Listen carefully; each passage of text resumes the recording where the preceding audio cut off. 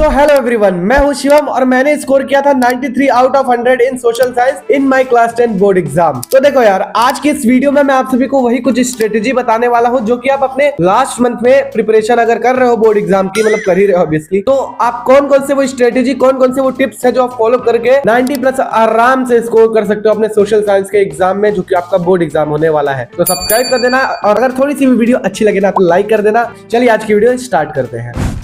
तो देखो यार, सोशल साइंस मेरे हिसाब से बहुत ही इजी सब्जेक्ट है अपने क्लास 10th में। मतलब उससे इजी मुझे कोई सब्जेक्ट ही नहीं लगता था जब मैं पढ़ता था। मतलब अब तो खैर 11th में आ गया हूँ।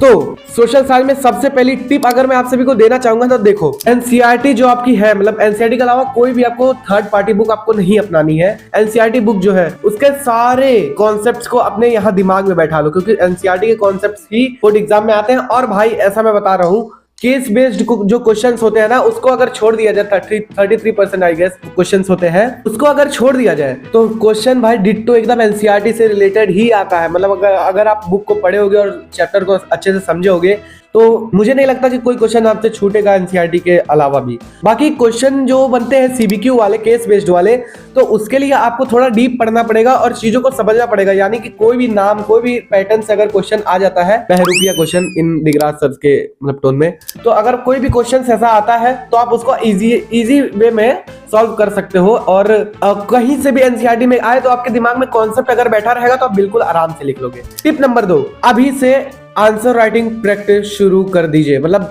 जो भी चैप्टर आपका तैयार है उसके लिए आंसर राइटिंग प्रैक्टिस आपको शुरू करना होगा एनी हाउ। और अगर अभी तक आपने नहीं किया तो भाई लेट मत करो, क्योंकि टाइम अब नहीं बचा है बोर्ड एग्जाम में। तो देर मत करो, क्योंकि अगर अब से देर करोगे तो भाई बहुत लॉस में जाओगे। और सोशल साइंस एक स्कोरिंग सब्जेक्ट है तो बिल्कुल उसको छोड़ो ही मत। तो आंसर राइटिंग प्रैक्टिस आपको कैसे करना है, पॉइंटर नोट्स आपको एकदम बनाने हैं। अभी आप अगर प्रैक्टिस कर रहे हो लेक्चर देखते देखते और फिर कॉन्सेप्ट को समझते समझते पॉइंट में आंसर्स लिखो, पैराग्राफ में समझ सकते हो, बट आपको वो लेकिन प्रेजेंटेशन के लिए भाई वो फायदा नहीं देगा आपको। और मेरे हिसाब से अगर प्रेजेंटेशन नहीं सही रहा तो आपका लगभग 5-6 नंबर कट जाएगा। और अगर वीडियो में अभी तक आप लोग आ गए हो तो वीडियो के लास्ट में थोड़ा सा रुक जाना, क्योंकि आप लोग के लिए एक बहुत ही मस्त सरप्राइज है, तो रुके रहना। टिप नंबर 3, अगर आपको आंसर्स याद नहीं होते सोशल साइंस में, like history, geography, political science and economics के, तो मतलब पॉलिटिकल साइंस वही सिविक्स, तो मेरी बात सुनो, आपको कुछ नहीं करना है। एनसीईआरटी की रीडिंग आप लोग एक बार लगा लो, भले आपका मन नहीं कर रहा बट एक बार रीडिंग लगा लो। कोई एक लेक्चर को फॉलो करो, जो भी टीचर को आप लोग फॉलो करते हो उस टीचर को फॉलो कर लो एंड शॉर्ट नोट्स बना लो,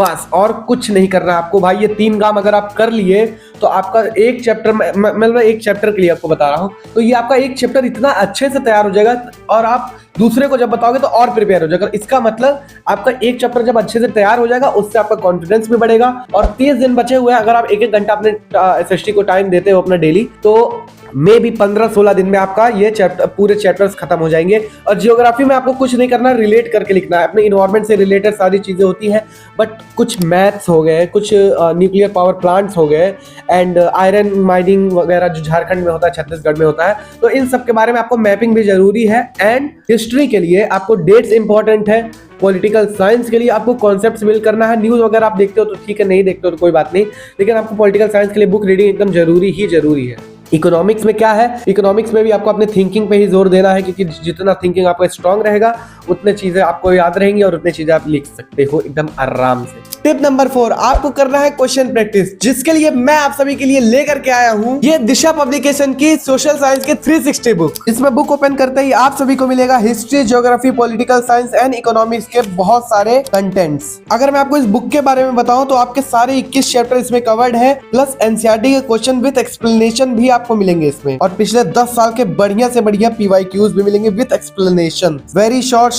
answer, long answer and case based question भी आपको मिलेंगे। चैप्टर वाइज टेस्ट भी मिलेंगे आपको फॉर योर असेसमेंट। तो इस बुक में सारी वो चीज दी हुई है जो कि आपके सोशल साइंस एग्जाम के लिए जरूरी है। एंड हाँ, इसका डिस्क्रिप्शन बॉक्स में लिंक दिया हुआ है, तो जल्दी से जाके परचेज करिए और अपने सोशल साइंस की तैयारी को बहुत ही ज्यादा मजबूत बनाइए।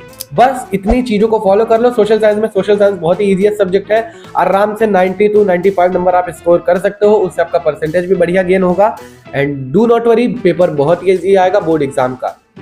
तो अगर अभी तक आप लोग रुक गए हो तो मैंने अभी बीच में वीडियो में बात की थी कि आप लोग के लिए एक सरप्राइज है, तो वो सरप्राइज क्या है, मैं आपको दूंगा हिस्ट्री के सारे जितने इंपॉर्टेंट डेट्स हैं जो मेरे भी बहुत काम आए थे, मतलब भाई बहुत ज्यादा काम आए थे। तो आप सभी के लिए वो इंपॉर्टेंट डेट्स की लिस्ट मैं इस वीडियो के डिस्क्रिप्शन बॉक्स में ऐड कर दूंगा। उस पीडीएफ को आप डाउनलोड कर लेना, पढ़ लेना, बहुत सारे डेट्स आपके पूरे याद हो जाएंगे, रिवाइज हो जाएंगे। बोर्ड एग्जाम के 1-2 दिन पहले भी आप अगर पढ़ लोगे तो बहुत ही अच्छा सा 5-6 नंबर 7 नंबर इतना स्कोर हो जाएगा। और एमसीक्यू में गलत मत करके आना, एमसीक्यू बहुत ही ईजी आता है, 20 नंबर का आता है, वो स्कोरिंग रहता है। एंड मैप के क्वेश्चंस को उसको भी आपको छोड़ के नहीं आना, बिल्कुल बहुत ईजी पेपर आने वाला। बाकी मैं आपके बोर्ड एग्जाम तक साथ हूँ, जब तक आप कहोगे तब तक मैं साथ हूँ। And do not worry, paper बहुत ईजी आएगा, मैं फिर से बोल रहा हूँ, कोई घबराने की जरूरत नहीं है, ठीक है। चलिए मैं चलता हूँ, लेकिन आपको अगर इसके बाद भी कोई क्वेरी बचता है तो आप कमेंट सेक्शन में पूछ सकते हैं, उसके बाद मैं आपके सारे प्रॉब्लम्स को सॉल्व करूंगा। आपको मुझसे बात करना है तो मेरे व्हाट्सएप चैनल पे भी आप जुड़ जाइए, क्योंकि वहां पे बहुत सारे रिसोर्सेज आपको मिलते रहेंगे for class 11th and 12th humanities, 10th and 11th 12th humanities. मतलब अब 12th में जाऊंगे अगले साल क्या मतलब आने वाला है ना, तो ठीक है बस। और इंस्टा पे मेरे जो लिंक डिस्क्रिप्शन में दिया हुआ है वहां पे आप मुझसे बात कर सकते हो, कोई भी क्वेरी अगर है, जीमेल पे मतलब मेल पे बात कर सकते हो बस। और क्या, ठीक है। आप लोग अपना ख्याल रखिएगा, मैं मिलता हूं आपसे नए ब्लॉग में, तब तक के लिए आप लोग अपना बहुत बहुत बहुत ज्यादा ख्याल रखिएगा, पढ़ते रहिएगा, बस मिलेंगे ऐसे ही, ठीक है। Thanks for watching, love you all and bye bye.